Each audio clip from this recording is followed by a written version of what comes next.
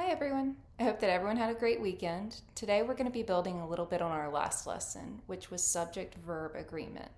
We're going to be working on building our sentence structure skills. I don't want to give too much away yet, but let's take a look at what we're going to be doing today so you have an idea of what to expect. First, we're going to review our topic from last class, go over a few examples and make sure everyone's on the same page. Next, we're going to move forward and build on what we know.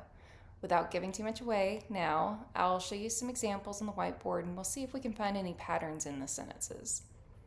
After that, we're going to do a collaborative think tank. We're going to generate some energy in here and get a few of us up to the whiteboard, and we'll see if we can come up with some examples based on our findings. Finally, we're going to break into groups of 4 and play a word game. Who doesn't love a little group collaboration, right? I'll explain the rules when we get there, but each member of the winning group is going to get 5 bonus points on their next exam. Pretty exciting, yeah? It'll be fun. And our terminal goal, what's our end goal here? All of this should culminate into you leaving here today with a better understanding of subject-verb agreement, a fundamental understanding of sentence structure, and you having the ability to just string together some simple sentences using a subject, a verb, and something called an object, which we will get to a little bit later. All right, let's just jump right on in. Does everybody remember what we talked about last week? Just in case, I have a slide here that we can use for review. It's pretty important that we understand this moving forward, especially for this lesson we're going to have today. Last time we went over subject-verb agreement, meaning that we need the subject of the sentence to match the action that we're describing. We kept it simple. We're only going to be working with sentences that are in the present tense, meaning that they're happening right now. We'll get a little fancier down the road, but let's stick to the basics for now. All right, let's look at a few examples here. He runs. What is the subject? He. And what is the verb? Runs. There is one he, so the verb that matches it is going to be runs. Say this one with me. She eats. What is the subject? She. What is the verb? Eats. How many of the subject do we have? 1. That means that we're going to have an S at the end. All right, say it with me again. He swims. Subject, he. Verb, swims. Again, we have an S at the end because we have one subject. How about this one? Let's say it together. They write. Subject, they. Verb, write. Why don't we have an S at the end? That's because the subject is plural. It's saying that there's more than one person doing the action. Okay, what about first and second person subject-verb agreement?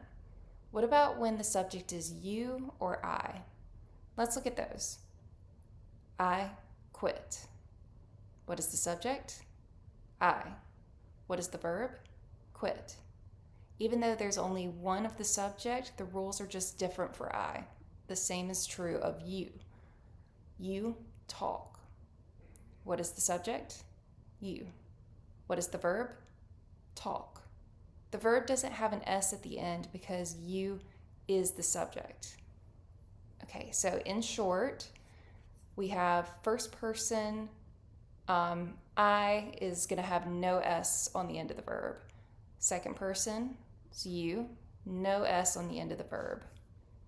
He, we do have an S on the end of the verb. She, S on the end of the verb. It, S on the end of the verb. And then for third person plural, they, so you're not going to have any S at the end of the verb. Does all of this make sense? Is everyone understanding? This is just a really good chart to reference, so if there are any questions, of course you can always talk to me, but this is going to be on Canvas so that you can reference it. Okay, great. Let's move on. Now we're getting into today's lesson. Let's read these aloud together and see what we think might be a pattern in these sentences. They walk dogs. He drinks coffee. She feeds cats. You eat shrimp. I call people. It likes apples. Does anyone have any guesses about what the pattern might be with these sentences? That's right. The subject is doing an action to something else. The extra word at the end of these sentences, those are called objects. Those nouns are receiving an action from the subject. So the structure goes, someone is doing something to something else. The word at the end is going to be the thing that receives the action. Let's look at some examples and see if we can practice a little. I drive cars. What is the subject? I. What is the action or the verb? Drive. What is the action happening to? Cars. All right, that's right. Let's try again. You drink tea. Who does what to whom? You is the subject. What is the action? Drink. Yes. What are you drinking? Tea. All right, let's go to the next one. She rides horses. What is the subject? She. What's the verb? Rides. What is she riding? Horses. I do want to point out on this one that we have multiple of the object, multiple horses. This part doesn't have anything to do with the subject-verb agreement. All you need to do is make sure that the subject and verb go together. So it doesn't matter how many we have of the object. A trick to make sure that you have that right is to take away the object in your mind and read, she rides. That makes sense, right? All good? Okay, great. Let's try this one. He makes waffles. What is the subject? He, verb, makes. What is he making? Waffles. Again, we have multiple waffles, but that doesn't change the subject-verb agreement. It will still be he makes if you take away the waffles or the object. All right, I think we're getting the hang of it now. Can I have some volunteers come up and give me some examples of subject, verb, object, word order? No takers? Okay, how about you, Keon? Come on up to the whiteboard. He cooks fish. That's perfect. What do you think is the subject? He. That's right. The verb, cooks, yes. The object, fish, absolutely. You got it. Thank you, Keon. Anyone else want to volunteer for the next one? Sangim, thank you. Come on up here and write your example on the board. She cuts mushrooms. You got it. Absolutely. What's our subject? She. The verb, cuts, object, mushrooms. That's great. Thank you so much again. Yes. Han. All right, Han. Okay. You rides bicycles. That is a great direction. Remember though, when we have you as the subject, we're not going to have an S at the end of our verb. So what would that look like instead? You ride bicycles. Perfect. You nailed it. So what is our subject? You, the verb, ride, the object, bicycles.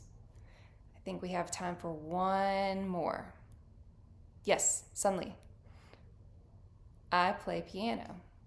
You got it. Perfect. What is our subject? I. What is the verb? Play. What is the object? Piano. Awesome. Great work, everybody.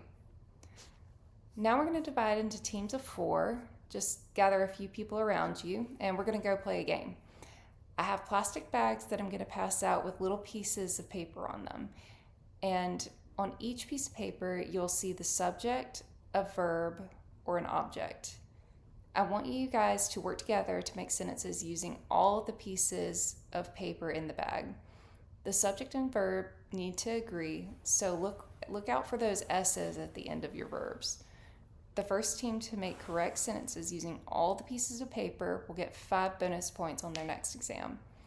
I'm going to come around now, but don't open your bags until I tell you to. When I say 3, You're going to dump them out onto the tables and start working all at the same time.